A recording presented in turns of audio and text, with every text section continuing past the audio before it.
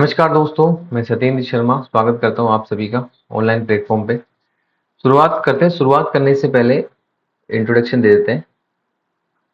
नाम सत्येंद्र शर्मा है और यूनिवर्सिटी ऑफ राजस्थान से मैंने ग्रेजुएशन की है। पॉलिटिकल साइंस से मैंने पीजी किया हुआ है वर्धमान कोटा से, ओपन यूनिवर्सिटी से। इसी के साथ एग्जाम्स की बात करें तो आरपीएससी द्वारा आयोजित आरएस परीक्षा और यूपीपीसीएस मेंस मैंने दिया हुआ है। टीचिंग एक्सपीरियंस 5 साल का टीचिंग एक्सपीरियंस है, न्यून क्लासेस ऑनलाइन और ऑफलाइन दोनों प्लेटफॉर्म पे। ठीक है। इसी के साथ अन अकेडमी का डाउट सॉल्विंग एजुकेटर में रह चुका हूँ अन अकेडमी का। चलिए बात करते हैं आरएस परीक्षा को लेके कि आरएस परीक्षा किस प्रकार से आयोजित की जाती है, कौन कौन से चरण होते हैं। इसमें 3 चरण होते हैं आरएस परीक्षा के। पहले स्टेज की बात करें तो प्रीलिम्स का पेपर होगा, सिंगल पेपर होता है, एक पेपर होगा केवल, और ऑब्जेक्टिव टाइप के क्वेश्चन आते हैं। क्वेश्चनों की संख्या रहती है 150, यानी कि 150 क्वेश्चन आएंगे इसमें, जो कि 200 मार्क्स के होंगे। ठीक है। 150 क्वेश्चन 200 मार्क्स के होंगे, 200 में से आपकी कट ऑफ जारी होगी और इसमें 1/3 नेगेटिव मार्किंग भी होगी। ठीक है। प्रीलिम्स के पेपर में 1/3 नेगेटिव मार्किंग भी होगी। इन द सेंस क्या होगा कि 3 आपका गलत आंसर होंगे ना, उसका एक सही आंसर आपका कट जाएगा। ठीक है। तो ये होगी नेगेटिव मार्किंग 1/3। प्रीलिम्स में नेगेटिव मार्किंग है। इसको क्लियर करने के बाद सेकंड स्टेज मेंस का पेपर होगा। 4 पेपर होंगे इसमें मेंस में। 3 जो पेपर होंगे वो आपके होंगे जनरल स्टडीज के, 3 पेपर जनरल स्टडीज के होंगे। और जो चौथा पेपर होगा वो आपका Hindi and English. Fourth paper में आपके हिंदी इंग्लिश का पेपर होगा, fourth paper. Each paper 200 marks के होंगे। तो टोटल हो जाएगा आपका 800 मार्क्स का, यानी कि मेंस आपका 800 नंबर का होगा। ठीक है। इसको क्लियर करने के बाद फिर लास्ट का जो स्टेज होता है वो इंटरव्यू पर्सनल टेस्ट होता है, जो कि 100 नंबर का होता है। ठीक है। तो टोटल हम बात करें कि आरएस में टोटल कट ऑफ जो है कितने नंबरों में से जाती है, तो टोटल नंबर 900, यानी कि 900 में से आपकी कट ऑफ जारी होगी। जो कैंडिडेट सेलेक्ट होंगे, ठीक है, उनकी लिस्ट वाइज नाम आ जाएगा 900 कैंडिडेट्स का। सिलेबस की बात करें अपन, आरएस का प्रीलिम्स का सिलेबस है ज्योग्राफी का। फर्स्ट पार्ट में आपका आता है विश्व का भूगोल, सेकंड में आता है आपका राजस्थान भारत का भूगोल। ठीक है। अब अपन बात करेंगे राजस्थान के भूगोल की, राजस्थान की ज्योग्राफी की बात करेंगे अपन। प्रमुख भौतिक भौतिक विभाग हो गया, विशेषताएं हो गई, प्राकृतिक संसाधन, वनस्पति, वन्य जीव, जीव जंतु और जैव विविधता। प्रमुख सिंचाई परियोजनाएं, खान एवं खनिज संपदाएं, जनसंख्या, प्रमुख उद्योग एवं औद्योगिक विकास की संभावनाएं। इन सभी टॉपिक को हम अन अकेडमी के चैनल पे 100 घंटे की क्लास, 100 घंटे की क्लास में इन सभी को कवर करेंगे अच्छे से। ठीक है। तो आज हम डिस्कस करेंगे राजस्थान के भौतिक प्रदेश, यानी कि भौतिक विभाग, भौतिक विभाग की बात करेंगे हम। तो राजस्थान को 4 भौतिक विभागों में बांटा गया है। राजस्थान को समझने के लिए 4 भौतिक विभागों में बांटा गया है कि राजस्थान में कुछ 4 भौतिक विभाग है। पहले की बात करें अपन तो पश्चिमी मरुस्थल, आपको पता है ये मरुस्थल है राजस्थान में, तो उसको एक अलग सा भौतिक प्रदेश बना दिया और ये हो गया पश्चिमी मरुस्थलीय प्रदेश। दूसरी की बात करें तो अरावली पर्वतीय प्रदेश। तीसरे की बात करें पूर्वी मैदान। और फोर्थ है दक्षिण पूर्वी पठारी भाग। इसको आप मैप से देखते हैं। ठीक। पहला था अपना पश्चिमी मरुस्थलीय प्रदेश, इसको रेतीला मरुस्थल भी बोलते हैं, पश्चिमी मरुस्थलीय प्रदेश। ठीक है, फर्स्ट आ गया। सेकंड है अरावली पर्वतीय प्रदेश, अरावली पर्वतीय प्रदेश, पूर्वी मैदान। थर्ड और फोर्थ है हाड़ौती का पठार, या इसे दक्षिण पूर्वी पठार भी कहते हैं, दक्षिण पूर्वी पठार भी कहते हैं। तो ये हो गया राजस्थान के भौतिक प्रदेशों का वर्गीकरण। एक बार फिर से देख लो, पश्चिमी मरुस्थल, अरावली पर्वतीय प्रदेश, पूर्वी मैदान और हाड़ौती का पठार या दक्षिण पूर्वी पठार। ठीक है। अब इस पर हम बात करेंगे। सबसे पहले अब आज हम जो डिस्कस करेंगे वो है अरावली पर्वतीय प्रदेश के बारे में बात करते हैं। कि अरावली में क्या क्या है, अरावली से कौन कौन सी नदियां निकलती है, इसका निर्माण कब हुआ। ठीक है, चलिए बात करते हैं अरावली पर्वतीय प्रदेश की। अरावली की बात करें तो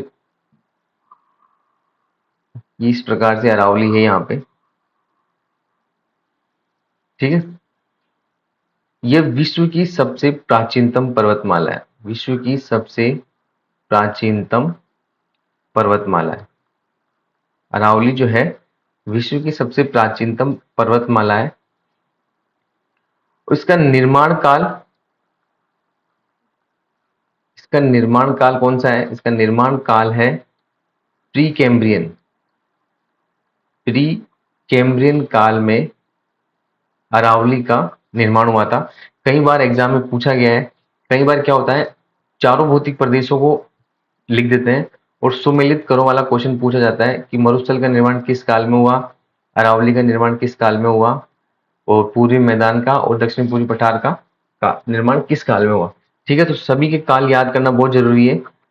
ठीक है, अरावली की बात करें तो अरावली का जो निर्माण हुआ था प्री कैम्ब्रियन काल में हुआ था। ठीक है, प्री कैम्ब्रियन काल में अरावली का निर्माण हुआ था और यह प्राचीनतम पर्वतमाला है। और तुलना की बात करें अरावली की, तुलना, तो अरावली की तुलना किससे की जाती है, अरावली की तुलना की जाती है अपलेशियन पर्वत से। अपलेशियन पर्वत, ये कहां पर स्थित है अपलेशियन पर्वत, अपलेशियन पर्वत स्थित है यूएसए में। ठीक है, अपलेशियन पर्वत कहां स्थित है, अपलेशियन पर्वत स्थित है यूएसए में।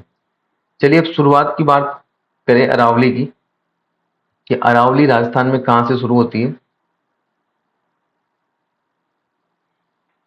अरावली की शुरुआत करते हैं हम। अरावली राजस्थान में, ये गुजरात है, यहाँ पे हरियाणा और यहाँ पे दिल्ली।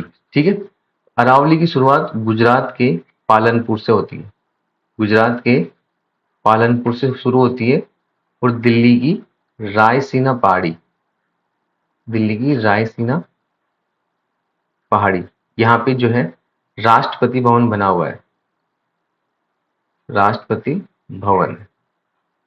ठीक है, अरावली की शुरुआत कहां से होती है, गुजरात के पालनपुर से लेके दिल्ली की रायसीना पहाड़ी तक इसकी शुरुआत होती है। और यह राजस्थान में जो प्रवेश करती है, राजस्थान में अरावली का प्रवेश द्वार, प्रवेश द्वार, अरावली का प्रवेश द्वार राजस्थान में कौन सा है, खेड़ ब्रह्म सिरोही, खेड़ ब्रह्म सिरोही। यानी कि अरावली राजस्थान में कहां से शुरू होती है, खेड़ ब्रह्म सिरोही से शुरू होती है और ये जाती है, राजस्थान का सबसे लास्ट पॉइंट है खेतड़ी सिंघाना, खेतड़ी सिंघाना, झुंझुनू, खेतड़ी सिंघाना झुंझुनू। ठीक है, यानी कि अरावली की जो शुरुआत है, अरावली की शुरुआत होती है गुजरात के पालनपुर से लेके दिल्ली की रायसीना की पहाड़ी तक ये जाती है अरावली। और राजस्थान में इसका प्रवेश द्वार की बात करें तो राजस्थान में इसका प्रवेश द्वार है खेड़ ब्रह्म सिरोही, खेड़ ब्रह्म सिरोही से शुरू होती है और अंत होता है इसका राजस्थान में खेतड़ी सिंगाना झुंझुनू। ठीक है, खेतड़ी सिंगाना झुंझुनू, इसका अंत होता है राजस्थान में। फिर उसके बाद में ये हरियाणा में प्रवेश कर जाती है, फिर हरियाणा के बाद में फिर इसका जो अरावली का जो अंत होगा वो दिल्ली की रायसीना पहाड़ी तक होगा, जहां पे राष्ट्रपति भवन बना हुआ है। और हरियाणा में अरावली को डोसी पर्वत के नाम से जाना जाता है। ठीक है, एक फैक्ट है ये। अब इसकी लंबाई की इनकी बात करें, वैसे अगर अरावली का जिसे कहे कि अरावली का पिता किसे कहा जाता है, तो अरावली का पिता कहा जाता है अरब सागर को। अरावली का पिता किसे कहा जाता है, यहाँ पे आपके अरब सागर है, ये आपके बे ऑफ बंगाल। ठीक है, अरब सागर है, यहाँ पे आपके मिनिकॉय द्वीप है, मिनिकॉय द्वीप, जो कि लक्षद्वीप में पड़ता है। ठीक है, यहां से, यहां अरब सागर में अरावली की शुरुआत होती है अंदर से, ठीक है, और ये गुजरात के पालनपुर में आके बाहर निकलती है, गुजरात के पालनपुर में आके आगे बाहर निकलती है। तो इस अरावली का पिता अरब सागर को माना जाता है, और अरब सागर ना दे के आपको मिनिकोय द्वीप दे दे तो मिनिकोय द्वीप भी अपन टिक लगा सकते हैं। तो कुल मिला के अरावली का पिता किसे कहा जाता है? अरावली का पिता अरब सागर को कहा जाता है, ठीक है। तो गुजरात के पालनपुर से शुरू होगी, राजस्थान में खेड़ ब्रह्म सिरोही में राजस्थान में प्रवेश करती है, फिर राजस्थान से बाहर कहाँ से निकलेगी? खेतड़ी सिंगाना झुंझुनू से, ठीक है। उसके बाद में हरियाणा में डोसी पर्वत के नाम से जानी जाती है, और इसका अंत जो होगा वो दिल्ली में, इसका अंत होगा रायसीना पहाड़ी पे, ठीक है। यहाँ पे सिरोही है, खेड़ ब्रह्म प्रवेश द्वार, प्रवेश द्वार, और अंत की बात करें तो खेतड़ी सिंगाना।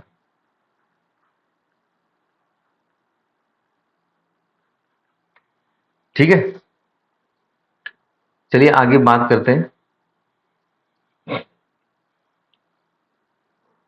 अरावली की बात करें आगे।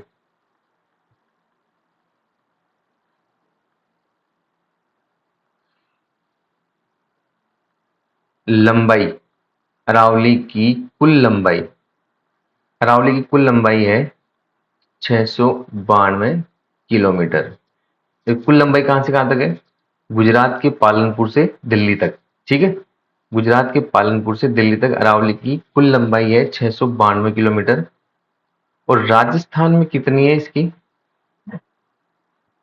राजस्थान में अगर लंबाई की बात करें तो राजस्थान में यह 550 किलोमीटर है। राजस्थान में कितनी है? 550 किलोमीटर है, जो कि कुल लंबाई का, कुल लंबाई का 80% भाग, 80% भाग राजस्थान में है। कई बार क्वेश्चन पूछा गया है कि अरावली का कितना प्रतिशत भाग राजस्थान में है, तो अरावली का 80% भाग राजस्थान में स्थित है, ठीक है। इस 80% भाग में राजस्थान की 10% जनसंख्या निवास करती है। इस 80% भाग में राजस्थान की 10% जनसंख्या निवास करती है, ठीक है, निवास करती है। राजस्थान में इसकी लंबाई कितनी है? राजस्थान में इसकी लंबाई 550 किलोमीटर है, ठीक है, जो कि कुल लंबाई का 80% भाग राजस्थान में है। और इस 80% में राजस्थान की 10% जनसंख्या निवास करती है, ठीक है। अब इसमें एक फैक्ट और है कि अगर राजस्थान के पूरे क्षेत्रफल की बात करें, भाई पूरे क्षेत्रफल में राजस्थान अरावली कितने प्रतिशत भाग पे है, तो पूरे क्षेत्रफल में राजस्थान अरावली 9% भाग पे फैली हुई है। कितने प्रतिशत भाग पे? 9% भाग पे फैली हुई है। जैसे मरुस्थल 61.11% भाग पे फैला हुआ है, राजस्थान के क्षेत्रफल के कितने प्रतिशत भाग पे अरावली फैली हुई है? तो अरावली 9% भाग पर फैली हुई है, ठीक है। राजस्थान के कुल क्षेत्रफल के 9% भाग पे अरावली फैली हुई है। इस 9% भाग में राजस्थान की 10% जनसंख्या निवास करती है, ठीक है। इस 9% भाग में राजस्थान की 10% जनसंख्या निवास करती है। आगे बात करें अरावली की औसत ऊंचाई की बात करते हैं। औसत ऊंचाई, कि अरावली की औसत ऊंचाई क्या है? तो अरावली की औसत ऊंचाई है 930 मीटर। कई बार एग्जाम में पूछा गया है, हाँ एक ही बार नहीं कई बार एग्जाम में पूछा गया है कि अरावली की औसत ऊंचाई कितनी है। तो अरावली की औसत ऊंचाई है 930 मीटर, ठीक है। चलिए आगे, इसके कुछ फैक्ट्स हैं, जैसे कि अरावली एक वलित पर्वतमाला है, ठीक है, और इसमें कई सारे खनिज है, जाहिर सी बात है खनिज तो होंगे होंगे, ठीक है। इसे एक चीज और है, ये इसे गोंडवाना लैंड का अवशेष माना जाता है, इसे गोंडवाना लैंड का अवशेष माना जाता है।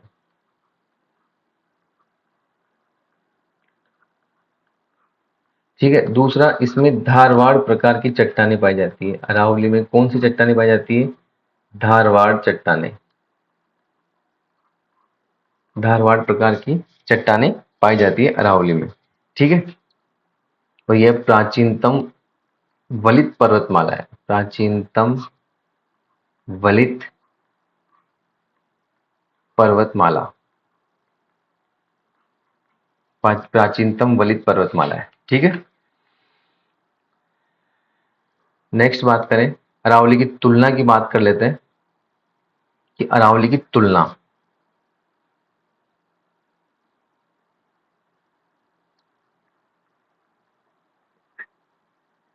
अरावली की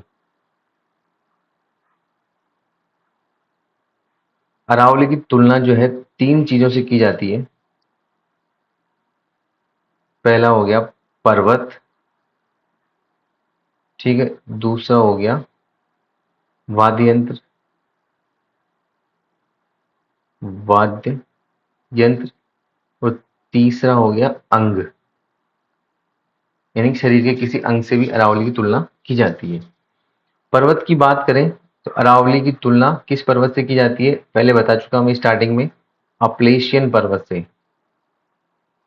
अपलेशियन पर्वत,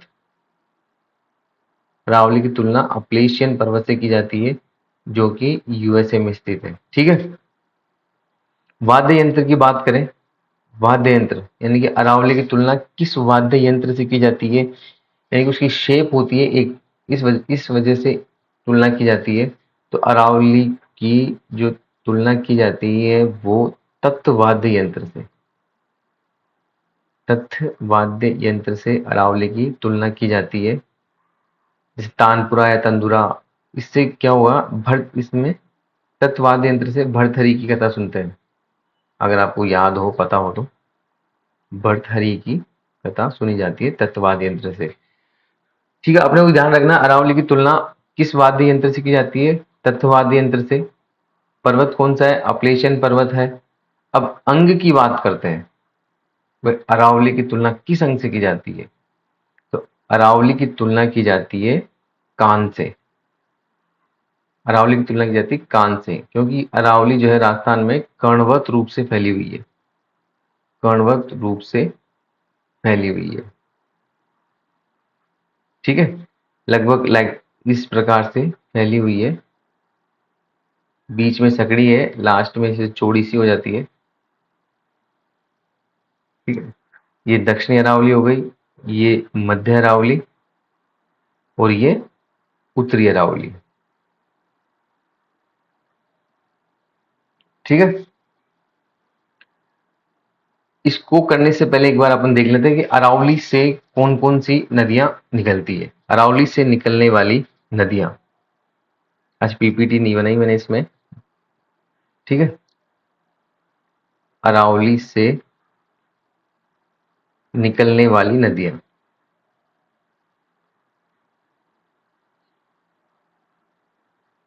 इसकी एक छोटी सी ट्रिक है,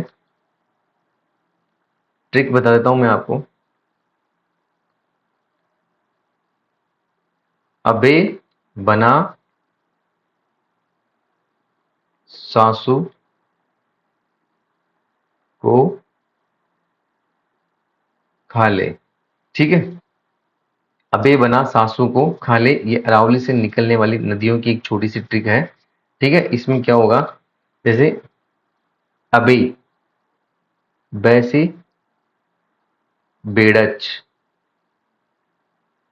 या फिर इसको आयड़ के नाम से भी जानते हैं, बेड़च या आयड़। अबे से, बे से बेड़च या आयड़। ठीक है, बना से बनास, बना से बनास हो गया। ठीक है, सा से साबरमती, साबरमती, सा से साबरमती, सू से सूकड़ी, सू से सूकड़ी हो गया। को से कोठारी हो गया, को से कोठारी हो गया। खा से खारी हो गया। खा से खारी हो गया और लो से लूणी। ठीक है, अरावली से निकलने वाली नदियों की ट्रिक है अबे बना सासू को खा ले। अबे बना सासू को खा ले, इसकी ट्रिक है अभी बे से हो गया बेड़च या आयड हो गया। अब बे से बेड़च या आयड हो गया, बना से बनास हो गया, सासू से सा से साबरमती हो गया और को से सू से सूकड़ी हो गया और इसके बाद में को से कोठारी हो गया, का से खारी हो गया, लो से लूणी हो गया। ठीक है, ये अरावली की एक छोटी सी नदियों की ट्रिक थी। वह अरावली से कौन कौन सी नदियां निकलती है, कौन कौन सी नदियां नहीं निकलती। ठीक है, अब इसके बाद में अपन बात करें अरावली को जो है तीन भागों में बांटा गया है। अरावली को तीन भागों में बांटा गया है। इसको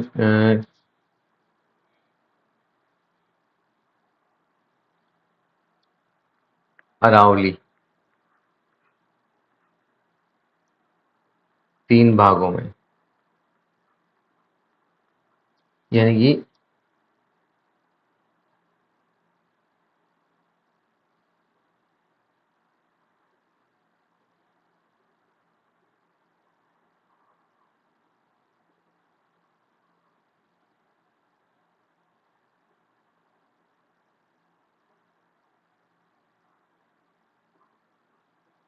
ठीक है, ये अपनी ये अरावली है।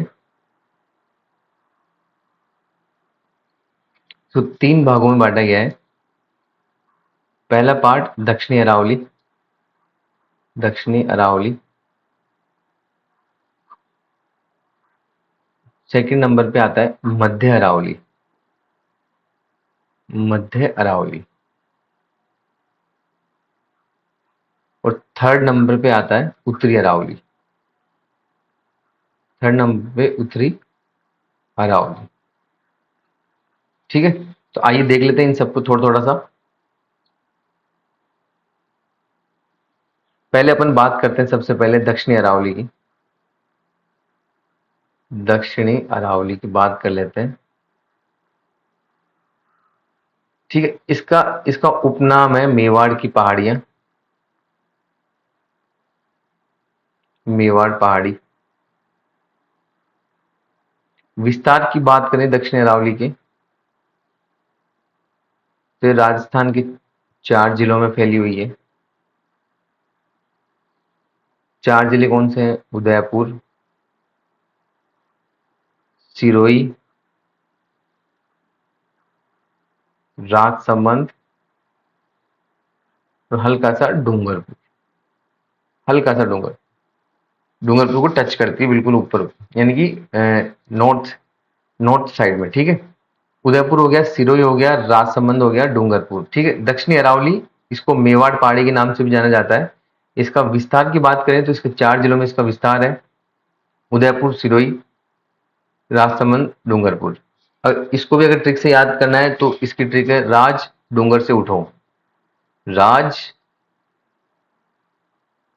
डूंगर से उठो। ठीक है, राज से राजसमंद हो गया, डूंगरपुर हो गया, से सिरोही हो गया और ऊ से उदयपुर हो गया। ठीक है, राज डूंगर से उठो, मेवाड़ पहाड़ियां, इनका विस्तार 4 जिलों में है, उदयपुर, सिरोही, राजसमंद और डूंगरपुर। अब दक्षिणी अरावली की हाईएस्ट पीक की बात करें, दक्षिणी अरावली की हाईएस्ट पीक की बात करें तो इसकी हाईएस्ट पीक कौन सी है? माउंट आबू। सभी को पता होगा ये तो, माउंट आबू में स्थित है गुरु शिखर, गुरु शिखर। हाईएस्ट पीक क्या है? गुरु शिखर, जो कि 1722 मीटर है। दक्षिण अरावली की हाईएस्ट पीक कहां पर है? माउंट आबू में स्थित है गुरु शिखर, 1722 मीटर। ठीक है, गुरु शिखर, फिर शेर हो गया, फिर जरगा हो गया, दिलवाड़ा हो गया, ये सब जो है दक्षिणी अरावली की चोटियां हैं। पर सबसे ऊंची चोटी की बात करें तो सबसे ऊंची चोटी है गुरु शिखर, 1722 मीटर। ठीक है, इसके बाद में शेर आएगी, जरगा आएगी, फिर दिलवाड़ा आएगी। अब दक्षिणी अरावली के पश्चिम में, दक्षिणी अरावली के पश्चिम में जसवंतपुरा की पहाड़ियां स्थित है। दक्षिणी अरावली के दक्षिण अरावली में अरावली के पश्चिम में मैप की सहायता से एक बार देख लेते हैं। ठीक है, ये दक्षिणी अरावली है। ठीक है, इसमें 4 जिले आ गए, उदयपुर, उदयपुर, राजसमंद, सिरोही और डूंगरपुर। ठीक है, इनकी हाईएस्ट पीक देख ही ली अपन ने, गुरु शिखर हो गया इनकी हाईएस्ट पीक। अब दक्षिणी अरावली की पश्चिम में, ये पूर्व हो गया, ये पश्चिम हो गया, ये उत्तर हो गया, ये दक्षिण हो गया। इसके पश्चिम में यहाँ पे जसवंतपुरा की पहाड़ियां हैं, जसवंतपुरा की पहाड़ियां।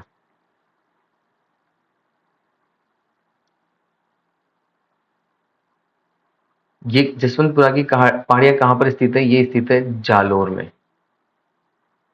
ठीक है, जालोर में जसवंतपुरा की पहाड़ियां स्थित है। और इनकी हाईएस्ट पीक की बात करें, जसवंतपुरा की हाईएस्ट पीक क्या है? डोरा पर्वत। डोरा पर्वत इसकी हाईएस्ट पीक है। ठीक है, जसवंतपुरा के पास में ही जो है, जसवंतपुरा के पास में ही जालोर पर्वत भी स्थित है। जसवंतपुरा के जस्ट पास में, यानी कि ये जालोर वाला क्षेत्र है, यहीं पे जो है जालोर पर्वत स्थित है। जालोर पर्वत। ठीक है, इस जालोर पर्वत की हाईएस्ट पीक की बात करें तो इसराना भाकर, इसराना भाकर, दूसरी है रोजा भाकर, और तीसरी है झारोला भाकर।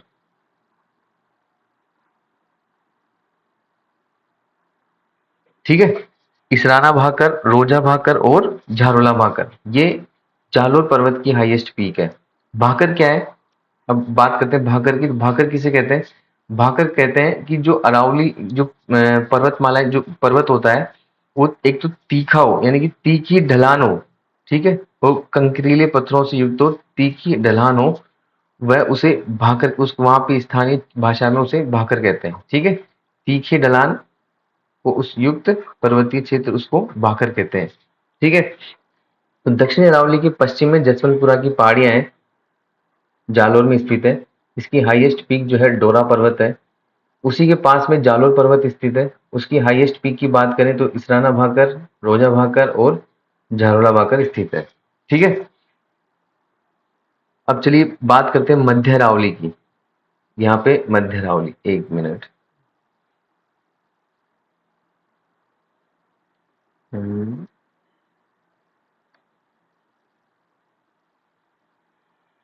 ठीक है, अब बात करते हैं मध्य अरावली की।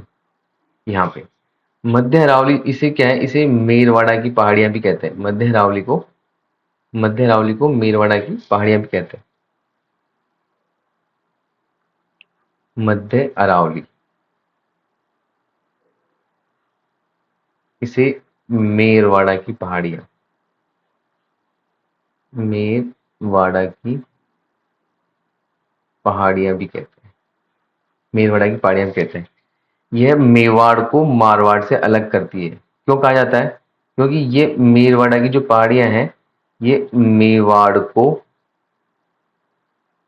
मारवाड़ से अलग करती। कई बार क्वेश्चन पूछा गया है कि मेवाड़ को मारवाड़ से अलग करने वाली पहाड़ियों को किस नाम से जाना जाता है? मेवाड़ को मारवाड़ से अलग करती है। ठीक है, अजमेर में इनका विस्तार है। अजमेर में इनका विस्तार है मेरवाड़ा की पहाड़ियों का। ठीक है, इसे 2 भागों में बांटा गया है। मध्य अरावली को 2 भागों में बांटा गया है। 2 भागों में, मध्य अरावली को 2 भागों में बांटा गया है। पहला कौन सा है? शेखावाटी की निम्न पहाड़ियां, शेखावाटी, शेखावाटी की निम्न पहाड़ियां। अब जब निम्न ही है तो हाईएस्ट पीक की तो कोई बात ही नहीं होगी। ठीक है, इनका विस्तार इनका विस्तार भी जो है अजमेर ब्यावर और सांबर के आसपास है।